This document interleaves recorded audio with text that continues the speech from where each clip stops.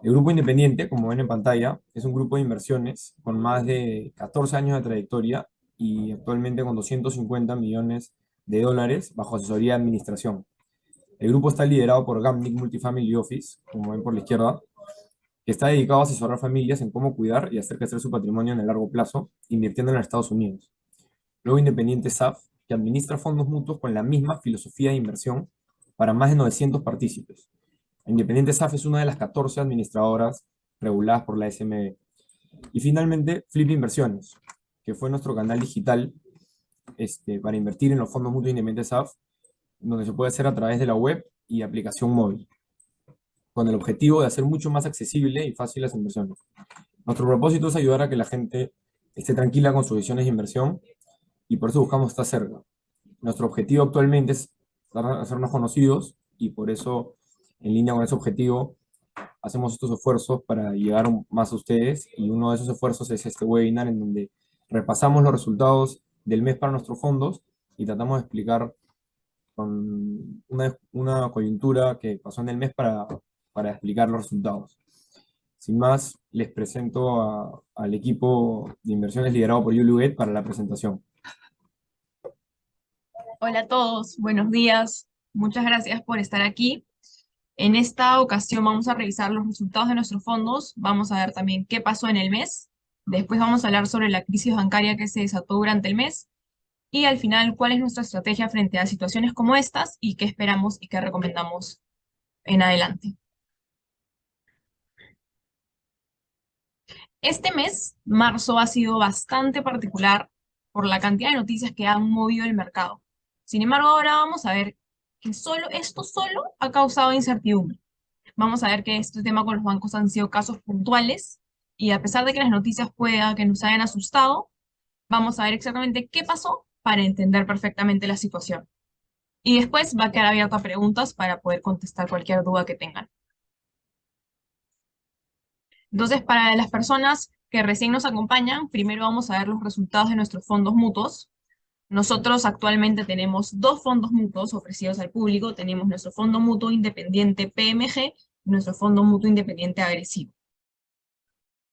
Nuestro fondo PMG es una mezcla de acciones y bonos de la mejor calidad de Estados Unidos. Para los que nos acompañan que invierten en Flip, este es el perfil del búho consciente. Y en el mes de marzo este fondo rindió 1.97% por el regreso de las acciones y de los bonos, que en un ratito vamos a entrar al detalle. Y después nuestro fondo agresivo, que invierte en una mezcla de acciones de Estados Unidos también, que corresponde al perfil de la cobra achorada, en marzo rindió 0.92%. Y nosotros siempre nos gusta mostrar esta gráfica, porque nosotros a la hora de invertir, uno no puede no caerse en momentos de crisis, pero lo que sí podemos hacer, y es de hecho lo que nosotros hacemos, es caernos menos y recuperarnos más rápido. Entonces aquí en este gráfico podemos ver la línea azul y la línea negra, son nuestros fondos, y podemos ver que a lo largo del año pasado, y en lo que va de este, la caída fue menor. Recordemos que el año pasado fue el peor año en la historia de las acciones y bonos, y nuestros fondos se cayeron menos, y en lo que va del año vienen recuperando de una manera importante. Entonces ahora vamos a ver qué pasó en el mes de marzo. Este mes se caracterizó por la incertidumbre sobre una crisis bancaria y luego el regreso de las empresas tecnológicas, que lo vamos a ver en un rato.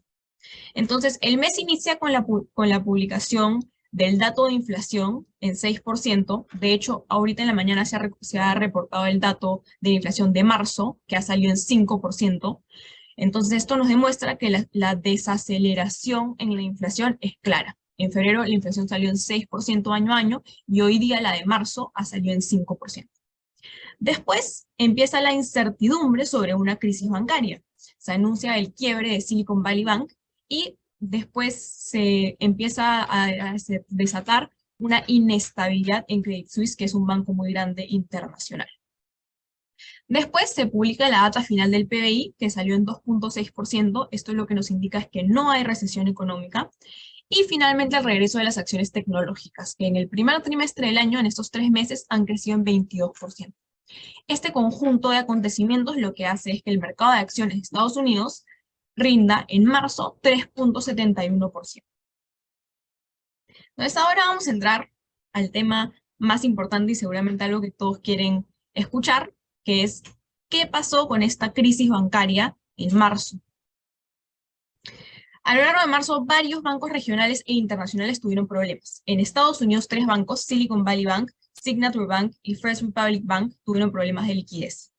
Y en Europa, Credit Suisse y el banco más importante de Alemania tuvieron problemas de confianza. Ahora vamos a entrar al detalle. Entonces, primero, ¿qué pasó con estos bancos regionales en Estados Unidos? Recordemos que estos 3 bancos no son bancos muy grandes ni internacionales, son bancos regionales. Y lo que pasó fue, primero, inició este escándalo con Silicon Valley Bank. Este era un banco dedicado a startups, lo que hacía era recibía dinero de las startups y lo invertía. A comienzo del mes, este banco anunció que tenía pérdidas por 1.8 billones de dólares debido a malas inversiones. Ahorita lo vamos a ver, pero les voy contando. Lo que pasó fue que este banco tenía invertido mucha de la plata en bonos del tesoro de largo plazo. Los bonos del tesoro de Estados Unidos son conocidos como los activos con riesgo cero. Sin embargo, los bonos tienen un componente que es la tasa de interés. Entonces, ¿qué ha pasado? En Estados Unidos, todo el año pasado, se dio la subida de tasas más agresiva de la historia para poder controlar la inflación. Entonces, los líderes de inversiones de este banco no vieron que se venía una subida de tasas súper agresiva, y cuando se suben las tasas, el precio de los bonos cae. Entonces, tenían un descalce entre sus activos y sus pasivos. Entonces, ¿qué pasó? Para poder cubrir este hueco que ellos tenían, lo que hicieron fue salir al mercado a levantar 2 billones de dólares, lo cual no tuvo éxito. Entonces, debido a esta incertidumbre, lo que pasó fue que los clientes intentaron retirar todo su dinero, sumando 42 billones de dólares. Como el banco tenía gran parte de la plata invertida, no estaban en la capacidad de pagar todos estos retiros. Entonces, la Asociación Federal de Seguro de Depósitos lo que hizo fue cerró el banco, congeló todo, y la Fed, que es la Reserva Federal de Estados Unidos, lo que hizo fue anunciar que los clientes sí podrían recuperar su dinero. Entonces, esta incertidumbre bancaria en este banco regional generó incertidumbre en otros bancos. Entonces tenemos a First Republic Bank. En este banco lo que pasó, este banco es un banco especializado en el sector comercial y en el manejo de riqueza a personas. Entonces aquí, como había habido este problema con Silicon Valley Bank, las personas estaban asustadas y los clientes de este banco, de First Republic Bank, lo que hicieron fue solicitar retiros. Cuando los clientes solicitaron retiros de manera muy rápida, muy agresiva, las principales calificadoras de riesgo, que lo que hacen es medir qué tan seguro es un banco, qué tan bien es un banco, qué tan bueno es el banco, lo que hicieron es bajar la calificación de riesgo. Entonces, para que este banco no quiebre, grandes bancos, 11 grandes bancos de Estados Unidos, como por ejemplo JP Morgan, lo que hicieron fue prestarle dinero al banco para que este banco pueda pagar los retiros de todos sus clientes, y así hacer que este banco no quiebre. Y después tenemos otro banco, que es Signature Bank, que este es un banco que está dedicado, es un banco comercial, pero se dedicaba principalmente a bufetes de abogados, a negocios de bienes raíces y a criptomonedas. Entonces, debido a que este banco está expuesto a criptomonedas, los clientes estaban súper asustados por las inversiones. Recordemos también que el año pasado las criptomonedas se vieron súper golpeadas. Entonces, para proteger a los clientes, los reguladores cerraron este banco y lo que hicieron fue anunciar un plan a través del cual todos los clientes podrían recuperar su dinero para que estos se queden tranquilos. Entonces, como les contaba, esto se debe a, uno, problemas con la regulación. ¿Qué pasa? Después de la crisis del 2008, se puso una regulación que se llama Dodd-Frank, que lo que hacía era poner medidas más agresivas para los bancos más grandes. Y en ese momento eran los bancos que tengan activos por a partir de 50 billones de dólares, la regulación sería más rigurosa. Sin embargo, en el 2018 más o menos, se modificó esta ley que decía que solo iban a mirar muy de cerca y con medidas bastante estrictas a los bancos que tengan activos por más de 250 billones. Entonces, estos 3 bancos que han tenido los problemas mantenían activos por menos de 250 billones. Entonces, la supervisión que se le daba a estos bancos era menos estricta y las reglas no eran tan rigurosas. Entonces se ha dado pie a este tipo de situaciones porque la regulación no está tan encima. Y después lo otro es la agresiva subida en las tasas. El año pasado, bueno, hace 2 años, cuando estábamos post pandemia, la economía se activó muy rápido, se generó muchísima inflación, y para poder controlar esta inflación, lo que puede hacer la Reserva Federal es subir las tasas para encarecer el costo del dinero y frenar un poco el consumo para reducir un poco la inflación. Pero ¿qué pasa? Cuando se suben las tasas, los bonos, el precio de los bonos cae. Entonces aquí, en la línea gris, podemos ver la gráfica de los bonos del Tesoro de Estados Unidos de largo plazo, como a lo largo de todo el año pasado han venido en caída, mientras que la tasa de referencia venía en subida. Entonces, esto causó este problema de descalce de los bancos. Esto es por el lado de los bancos de Estados Unidos. Ahora vamos a pasar a ver qué pasó con los bancos internacionales. Aquí el tema es un poco diferente. Aquí viene por un tema de mal manejo. Credit Suisse en los últimos años ha sido parte de varios escándalos de mal manejo y de malas decisiones por parte de los líderes. Entonces ya tenía una reputación un poco manchada. Después, a fines del 2022, los clientes hicieron un retiro por un total de 120 billones. Porque, ¿qué pasa? El año pasado fue un año muy duro. Entonces, los clientes de investment banking, o sea, los clientes que necesitaban servicios de M&A, que es compra y venta de empresas, ya no solicitaban mucho, y los clientes de asset management, que es manejo de inversiones, también retiraron su dinero porque había sido un mal año para las inversiones. Entonces, como por este tipo de servicios se gana por comisiones, como los clientes ya no querían tomar mucho esos servicios, vieron una salida de 120 billones de dólares. Entonces, a comienzos del 2023, anunciaron que pedirían prestados 54 billones de dólares para recuperar la liquidez que habían perdido por los motivos del año pasado, y también para recuperar la confianza de los clientes. Sin embargo, en marzo, el mes pasado, el Banco Nacional de Arabia Saudita lo que hizo fue anunciar, que es el principal accionista de Credit Suisse, lo que hizo fue anunciar que ya no podrían prestarle más dinero a Credit Suisse, ya no podrían darle, perdón, más dinero a Credit Suisse, porque ya excederían el máximo del 10%, que es lo que le pueden dar. Entonces, esto generó bastante incertidumbre en Credit Suisse, y lo que pasó que la acción cayó fuertemente, y este banco, después de estar con problemas de confianza, es comprado por UBS, que es otro de los bancos más importantes de Suiza. Y después pasa algo parecido con el banco más importante de Alemania, que es que en los últimos años este banco también ha estado envuelto en polémicas, en diferentes sanciones, en diferentes reestructuraciones. Entonces también ya tenía una imagen frente a los alemanes un poco manchada. Entonces este año, en marzo, en medio de la incertidumbre, este banco anuncia la recompra de un bono que ellos habían emitido. Esto significa que si ellos le habían dicho a los clientes que lo iban a pagar, digamos, de aquí a 2 años, lo que hicieron fue pagarlo de una vez.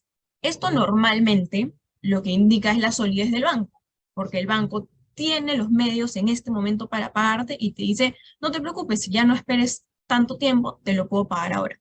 Sin embargo, como estábamos en un momento de incertidumbre bancaria, el mercado lo tomó como algo malo, y pensaron que el banco capaz no iba a poder pagar más adelante, entonces mejor se estaba cubriendo en este momento, y lo tomaron como algo malo.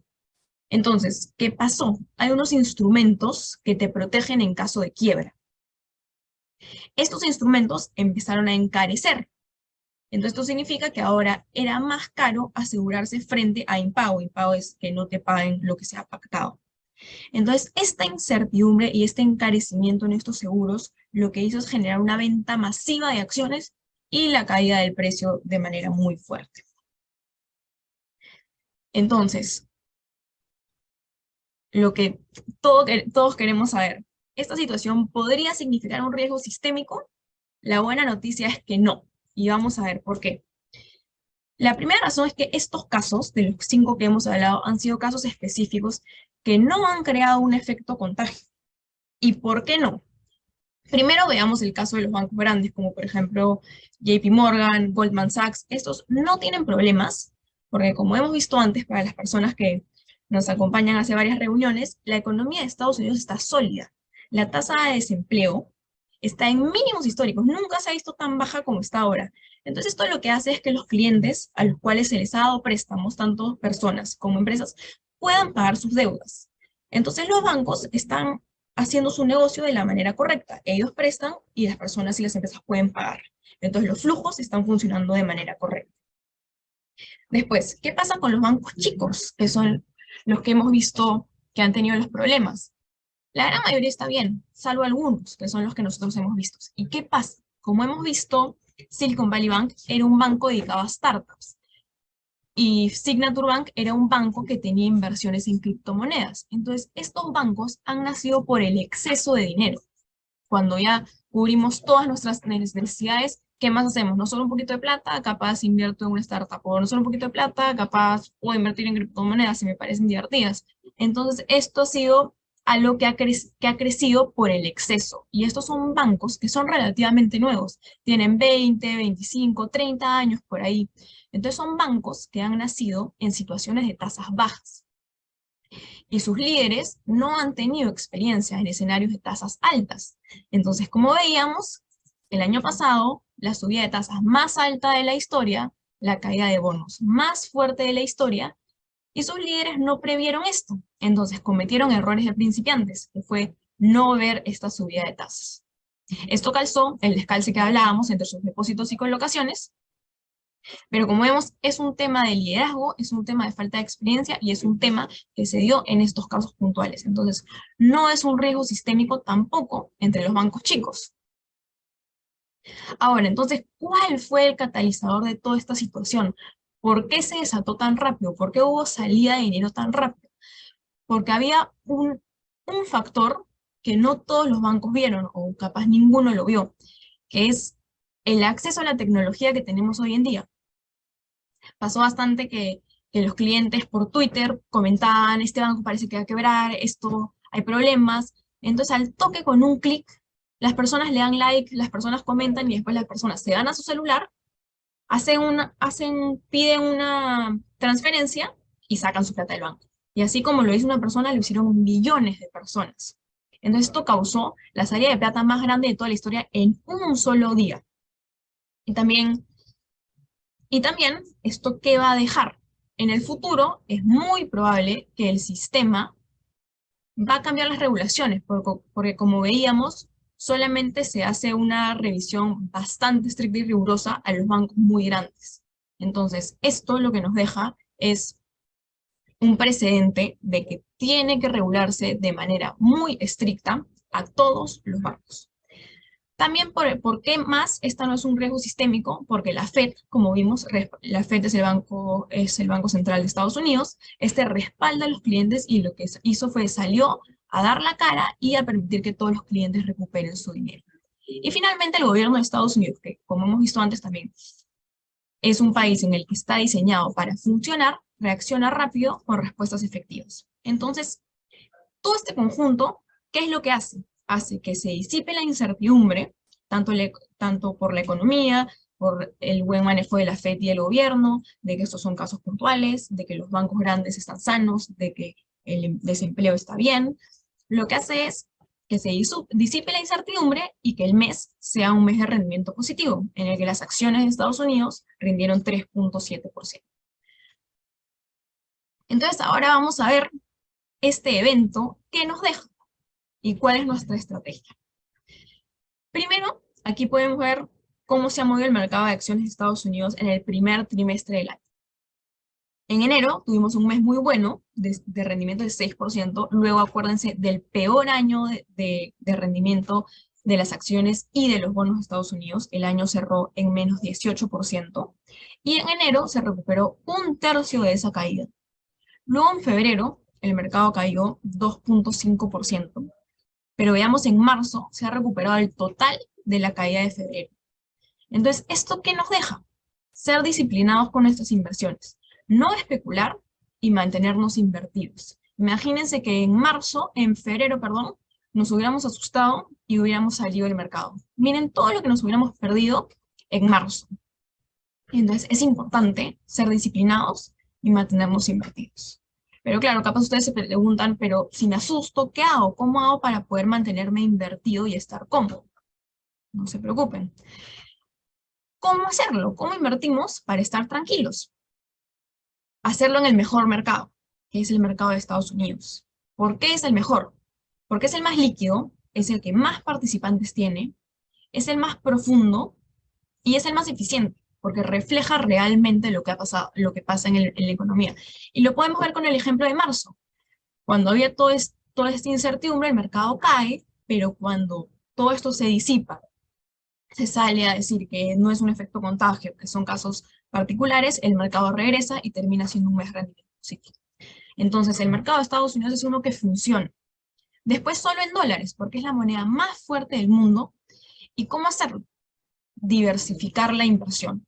Invertimos a través de ETFs, que son los activos más eficientes y más diversificados, que nos permiten invertir en muchas acciones a la vez o en muchos bonos a la vez. ¿Y por qué es tan importante mantenernos invertidos? Porque aquí en este gráfico de la izquierda podemos ver el rendimiento anual promedio de las acciones de Estados Unidos. En los últimos 30 años, más o menos, el mercado ha rendido al año 8.6%. Hay días de rendimiento positivo, hay días de rendimiento negativo. Pero si nosotros sacamos de la ecuación los 20 mejores días de rendimiento, el rendimiento se reduce a la mitad. Y en los últimos 15 años, el rendimiento promedio al año más o menos ha sido de 8.5%. Si sacamos los 20 mejores días, el rendimiento se vuelve cero. ¿Esto qué nos quiere decir? La importancia de mantenernos invertidos, porque si nosotros nos hubiéramos perdido en los últimos 15 años los 20 mejores días, no hubiéramos rendido nada. Hubiera sido exactamente como no invertir. Entonces, esto nos indica la importancia de siempre estar invertidos. Y esta estrategia que les comentaba, solo Estados Unidos, solo dólares y solo ETFs, lo que hace es, va a permitir que estemos un poco más tranquilos con nuestras inversiones en momentos de crisis, no asustarnos y poder mantenernos invertidos. Y capaz se preguntan, ¿por qué están tan seguros de que Estados Unidos funciona? Lo podemos ver aquí. En este gráfico podemos ver el mercado de acciones de Estados Unidos desde el 2003 hasta el 2023. Aquí podemos ver la línea naranja, el mercado de acciones emergentes, la línea verde, el mercado de acciones de Europa, y la línea azul, el mercado de acciones de Estados Unidos. Si vemos la línea naranja, vemos bastante volatilidad, vemos que hace bastante esto. Si vemos la línea verde, vemos que hace prácticamente esto, que va casi de costado. Si vemos la línea azul, es la única que claramente la tendencia es hacia arriba. Entonces, ¿qué quiero decir con esto? El mercado de Estados Unidos es el único que realmente siempre se recupera de las crisis y tiene una clara tendencia hacia arriba. Porque refleja una economía que funciona, refleja a las mejores empresas del mundo, refleja a las empresas que innovan, que salen adelante, que se reinventan. Y si queremos ver un ejemplo súper claro, más o menos entre abril del 2007 y abril del 2009, para que se ubiquen, ahí se dio la crisis bancaria más importante del mundo, de la historia, que fue la crisis del 2008, que fue una crisis financiera generada en el sistema financiero de Estados Unidos. Esto sí se contagió a todo el mundo, se contagió a los mercados de acciones emergentes y al mercado de acciones de Europa. Y si vemos, el mercado de acciones emergentes se cayó 66%. El de Europa se cayó 64%, y el de Estados Unidos, si bien igual es una caída importante, a pesar de que la crisis era en su mercado, se cayó solo, podríamos decir, 58%. Fue el mercado que menos se cayó. Y a la hora de la recuperación, el mercado de acciones emergentes se recuperó en 7 años, el mercado de acciones de Europa se recuperó en 13 años, y el mercado de acciones de Estados Unidos, en comparación a estos otros mercados, se recuperó en tan solo 4 años. Entonces, ¿se acuerdan que al comienzo decíamos que nosotros buscamos caernos menos y recuperarnos más rápido? Es por esto que podemos hacerlo, porque el mercado de Estados Unidos nos enseña que se cae menos, se recupera más rápido y siempre se recupera. Entonces es por eso que nosotros invertimos ahí. Y saber esto nos permite poder estar tranquilos con nuestras inversiones, tener la certeza de que se van a recuperar con el tiempo y poder estar tranquilos. Entonces, ¿por qué también es tan importante estar en el mejor mercado? Porque, no sé, capaz han escuchado que se habla teóricamente de que a mayor riesgo es mayor rentabilidad. Porque de hecho sí, si tú asumes mayor riesgo, deberían pagarte más.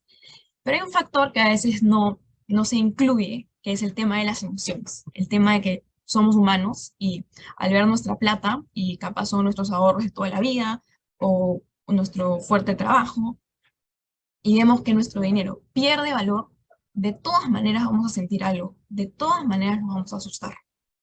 Entonces puede ser que estemos asumiendo mucho riesgo y decidamos realizar la pérdida y salir de esa inversión porque estamos asustados. Lo que va a pasar es que no vamos a obtener esa mayor rentabilidad por mayor riesgo. Vamos a obtener menor rentabilidad por mayor riesgo porque nos vamos a asustar y vamos a vender. Que es lo que dice un poco esta lámina, ¿no? Las emociones influyen, las personas no aguantan las caídas, venden sus posiciones, asumen pérdidas, por ende menor rentabilidad. Pero ¿qué pasa si invertimos en una estrategia conservadora como la que comentábamos, solo Estados Unidos, solo dólares, solo ETFs? Vamos a estar tranquilos, porque sabemos que estamos invertidos en un mercado que recupera. Vamos a poder aguantar las caídas y al final vamos a poder mantenernos invertidos y lograr nuestra rentabilidad.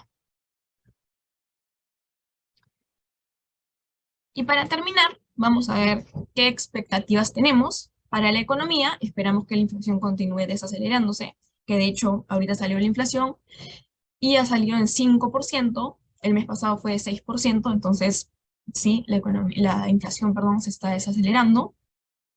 Que la economía se mantenga fuerte, de hecho podemos verlo, lo que ha pasado en marzo, la solidez de los bancos grandes nos refleja que la economía está fuerte.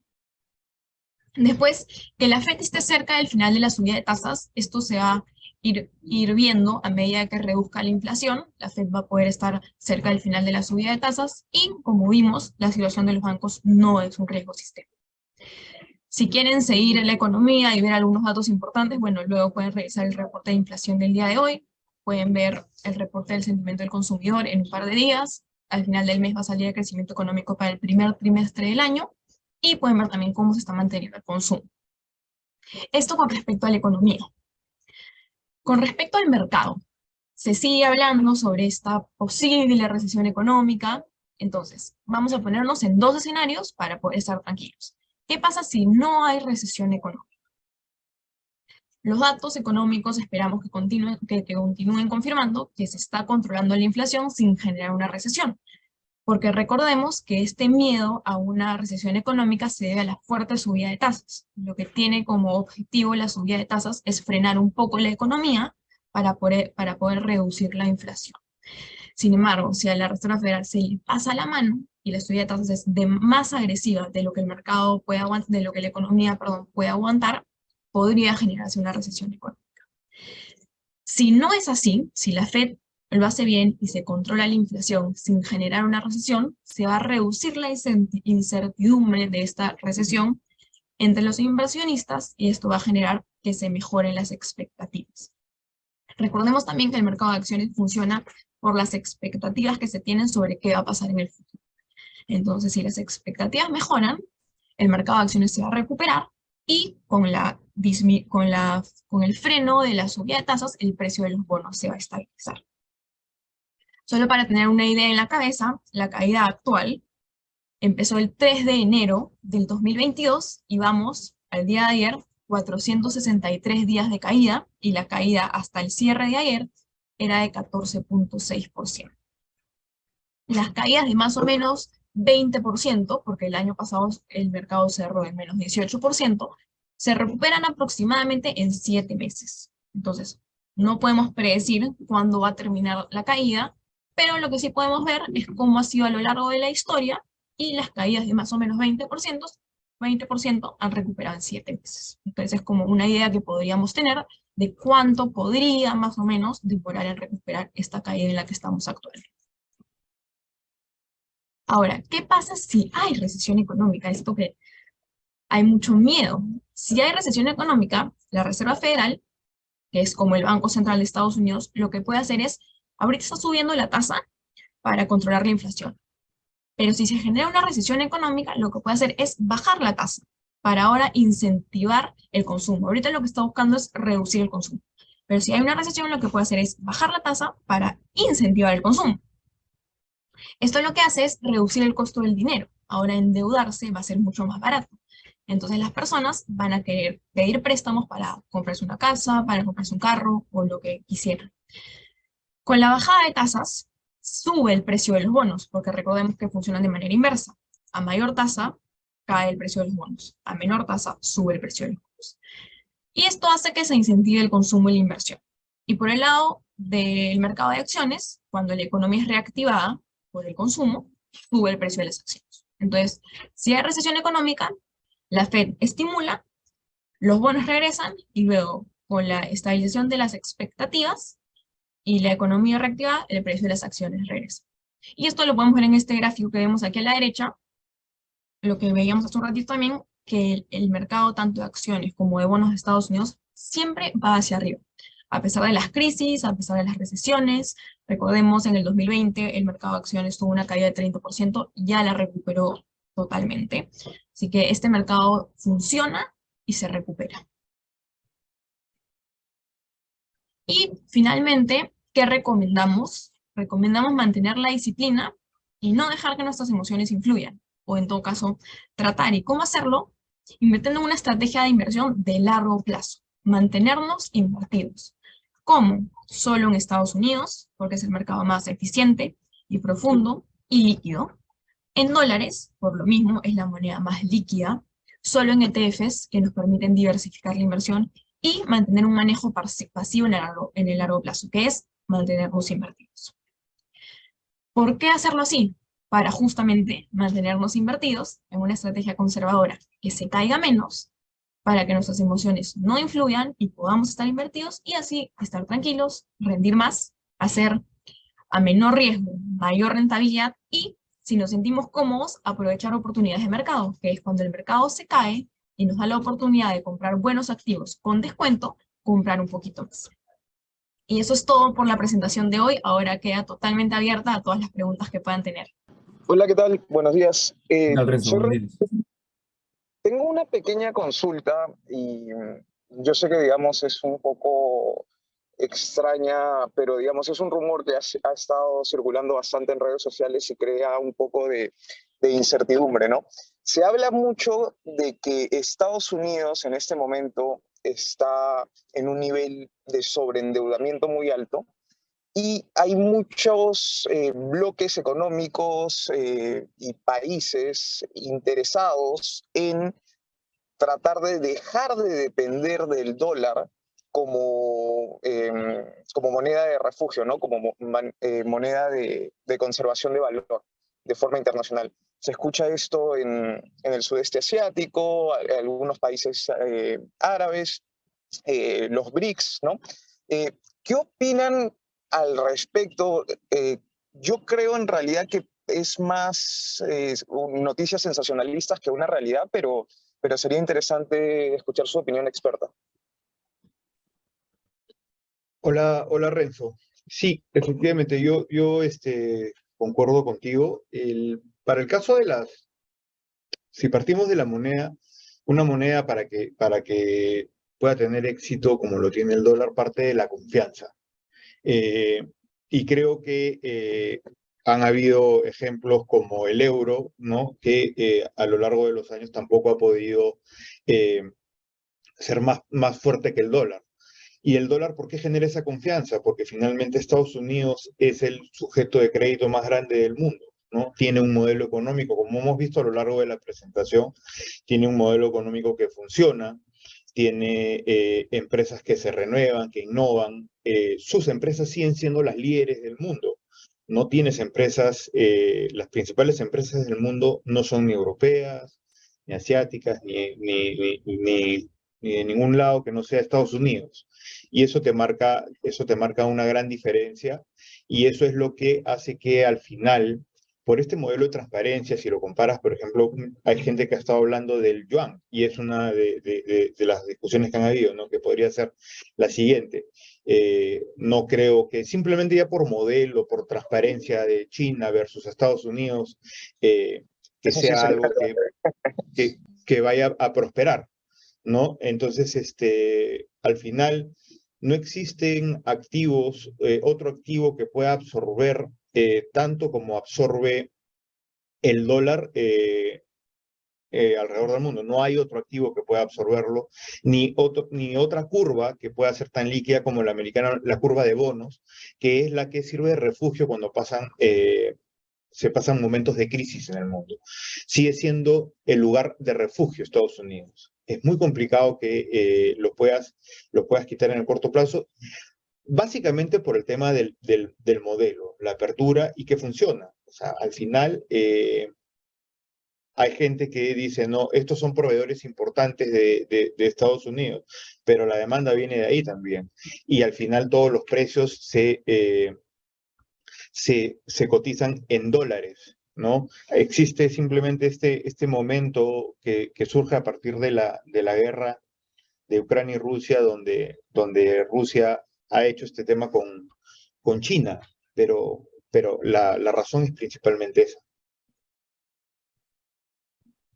Muchas Claro, gracias. otra posición más que yo quisiera agregar es que, por ejemplo, en la actualidad cerca del 60% de las reservas internacionales a nivel mundial se encuentran en dólares, ¿no? ¿Y esto qué te quiere decir? Normalmente tú utilizas las reservas para darle estabilidad económica a un país, ¿no? Y el dólar se ha caracterizado de estos 40 años por ser la moneda de mayor estabilidad, ¿no? Asimismo, también es importante mencionar que cerca del 75% de las transacciones, perdón, las operaciones económicas a nivel mundial se realizan a través del dólar, ¿no? Es por esas razones que yo creo que aún está demasiado lejos que el dólar tipo, deje su poderío, ¿no? A comparación del yuan. ¿Qué tal? Sí, siguiendo lo que comentaba Gonzalo, efectivamente yo también creo que lo de la moneda, esa moneda que están tratando de crear no va a prosperar. Además, los primeros en salir se van a ser los mismos países que la están creando. Pero, cuál es el golpe que va a tener el dólar o Estados Unidos, por lo menos en el corto plazo, este, por este intento, ¿no? En realidad, primero es difícil, muy difícil poder determinarlo, pero justo con lo que mencionaba Jonathan, eh, existe tanta reserva en dólares, ¿no? Que existe un alineamiento de todos los países respecto a incluso también defender la posición del dólar porque están defendiendo sus propias reservas. Entonces, yo creo que hay un contrapeso bien grande en ese sentido. Poder determinar magnitudes es muy difícil, Lorenzo, en eso. Yo creo que más parte del hecho de que, independientemente de que en un cierto momento puedas tener algo de volatilidad, al final siempre va a terminar regresándose al dólar, ¿no? Porque evidentemente es la que genera más confianza y es donde se transa más. Ok, gracias. Quisiera ir contando sobre una pregunta que nos dejaron en la encuesta de la invitación, y es sobre el dato de inflación, que ya calculado que iba a salir ahora. Como dijo Julia, el dato de inflación ya salió en la mañana 5%, y nos preguntaban, bueno, ¿cómo creen que salga el dato de la inflación y cómo creen que eso va a impactar el mercado? Sí, Pablo, de hecho el dato de inflación se acaba de publicar hace una hora ya aproximadamente y como se esperaba, la economía sigue enfriándose. La expectativa, o mejor dicho, lo que se esperaba era que el dato de inflación de año a año sea de 5,2% y finalmente obtuvimos un dato de 5%, ¿no? ¿Y qué es lo que quiere decir esto? Bueno, que la inflación o el nivel de precios en Estados Unidos sigue cayendo. De hecho, esta es la novena caída consecutiva desde el año pasado. Y que la expectativa de los inversionistas mejora a medida que tipo, los precios disminuyen, ¿no? Este resultado se vio favorecido en gran parte por la caída en el precio de los autos nuevos, que aún sigue alto, pero el ritmo al que viene creciendo es más bajo. Y el lado de Shelter, que es todo lo que se refiere a los precios de las casas y las rentas, ¿no? Que cayó alrededor de 0,4% y año a año 11,2% aproximadamente, ¿no? ¿Y cómo esto impacta a los inversionistas? Simplemente mejora sus expectativas, ya que al ver que la economía viene enfriándose, es posible o el fin de la subida de tasas de interés se encuentra más cerca, ¿no? No sé si les quedó claro o quisieran que amplíe un poco más la respuesta. ¿Cuál es el target de Estados Unidos? ¿3% también como en Perú? Bueno, acá en el chat han hecho una pregunta, ¿cuál es el target de inflación de USA? ¿También es 3? No, para el caso de Estados Unidos, la tasa de inflación que se considera saludable es de 2%, ¿no? Para el caso de Perú está entre más menos 2%, más uno, más menos uno, de 2%. Pero para el caso de Estados Unidos es 2%.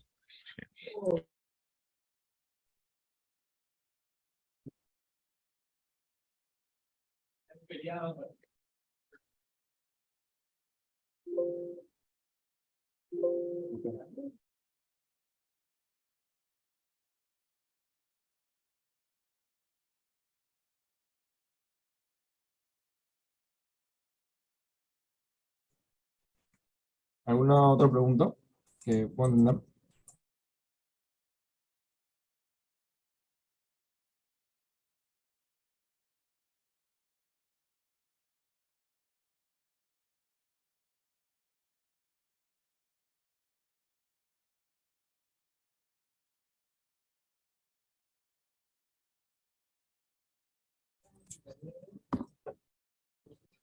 Bueno, si todo claro por la explicación de hoy, ninguno tiene más dudas o consultas, me gustaría invitarlos a seguir nuestros demás canales, a ser parte de nuestra comunidad.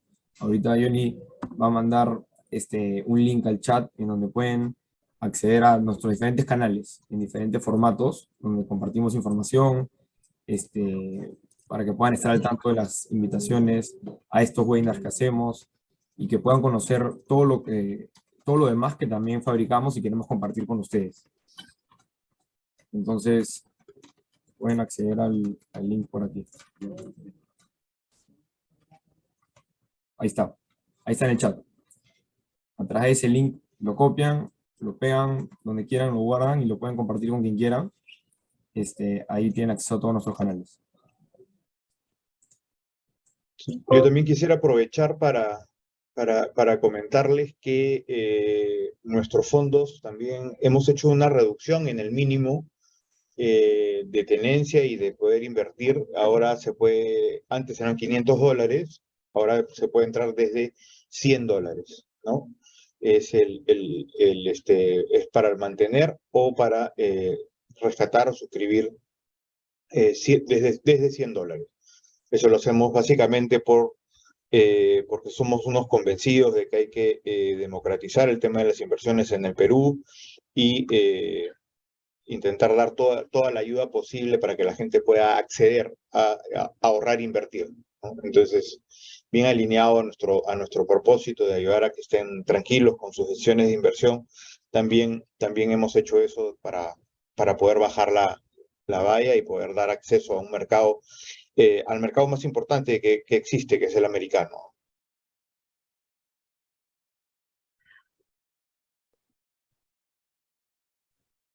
Así es como dice Gonza.